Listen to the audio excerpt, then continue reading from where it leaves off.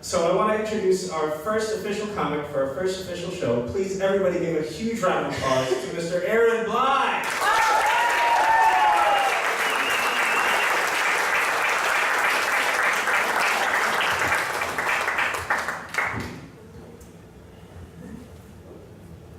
Alright, this is exciting.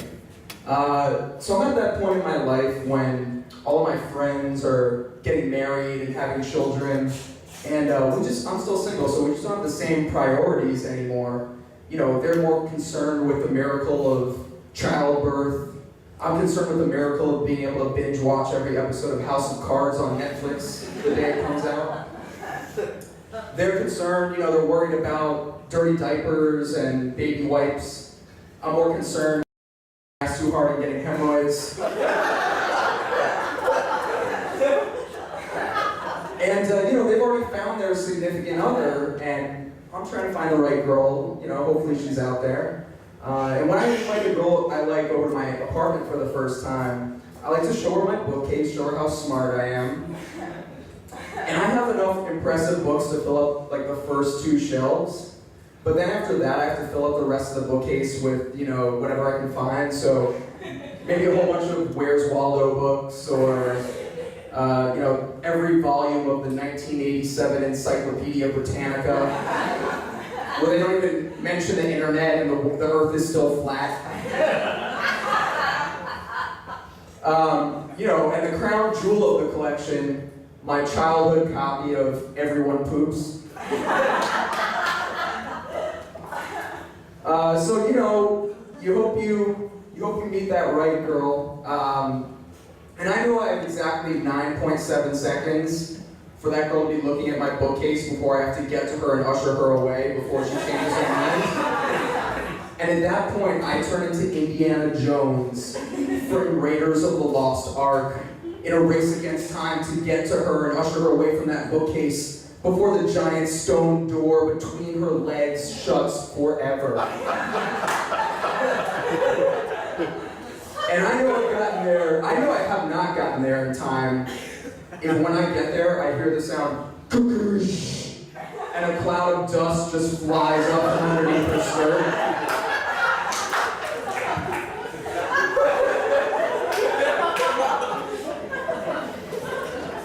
So, you know, it's interesting. When you meet the right girl and you start to get serious, you learn about each other's quirks. And I have this thing where I will research purchases like in depth. If I am about to buy a TV or a stereo, digital camera, I will scour the internet for every single review and compare and contrast them until I figure out whatever has the biggest bang for my buck. And the problem is this is starting to trickle down to little purchases. So the other day I was researching condoms. And you know, when a guy goes into CVS to buy condoms, usually the normal way to do it is you rush in there as fast as you can. You kind of case the place out like it's a bank robbery. Figure out what the quickest way to get in and get out is. You know, grab the box of condoms, rush to the register, and get out of there without making eye contact with anybody. But now that I have my PhD in prophylactics, I will go in there confidently, and I will grab that box of condoms. I'll flip it over, you know, start to read the back, maybe put them all out on the floor, start, you know, making an Excel spreadsheet on my iPhone, comparing and contrasting them. You know, I'll think, okay, where are these made? What color are they? You know, does the color affect how things look down there? And then I start to wonder, does the rules about colors when it comes to clothing also apply to condoms? You know, for example, are certain colors more slimming than others? Which would be bad? That's bad. That's not good. You know, or can I find some condoms that are horizontal stripes? So that, you know, it gives me a little help out, a little help down there. Things look a little bigger than they are. And you know, I know know it's time to wrap it up and make a purchase when the guy who's buying like 10 packages of Sudafed to go home and cook some meth is looking at me like I'm the weirdo. So anyways, I was on a first date with a girl, and I went to pick her up at my apartment, or not my apartment, her apartment, sorry. And she had a dog. This dog was awful though, it was terrible. It was running around, jumping up and down, humping my leg.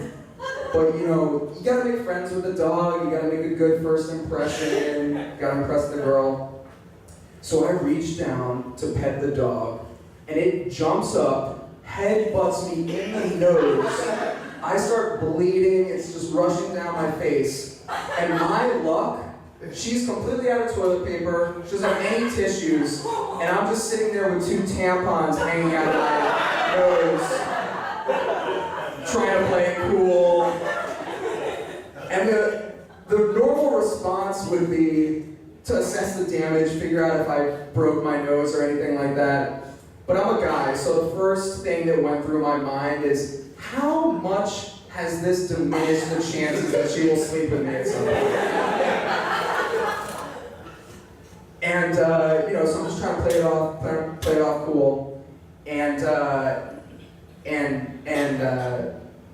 I start wondering, okay, if she can get past this, and she's turned on enough to get on top of me at some point, while we're having sex, will she, you know, how long is it gonna be till she breaks up with me after looking down at me and just seeing that image of me with the tampons hanging, bloody tampons hanging out of my nose, kind of like a walrus that just got mauled by a killer whale.